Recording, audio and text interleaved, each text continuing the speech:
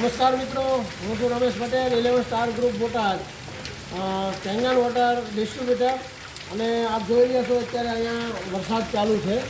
તો ઘણા બધા મિત્રો કહેતા હોય છે કે વરસાદનું પાણી કેવું હોય છે અને વરસાદના પીએચ 7 પીએચ હોય છે, તો વરસાદનું મિરેકલ વોટર કહેવાય છે.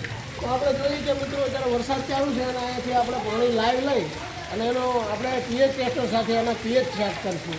જો 7માં આવે તો આ મિરેકલ અને ચમત્કારી વોટર છે. પણ આ પીએચ જો એસિડિક ઝોનમાં આવતું હોય તો આ વરસાદનું પાણી પણ અત્યારે વાતાવરણના હિસાબે દૂષિત થયેલું ગણાય છે. તો આના અંદર આપણે પીએચ ડ્રોપ નાખી અને ચેક કરીશું. તો જોયું મિત્રો, અત્યારે આટલું બધું એસિડિક આવે છે, મતલબ કે આ 1 લાખ ગણું એસિડિક અત્યારે વરસાદની અંદરથી પણ આવું પાણી પડી રહ્યું છે અને લાઈવ અત્યારે આપણે આની અંદરથી પડ્યું છે.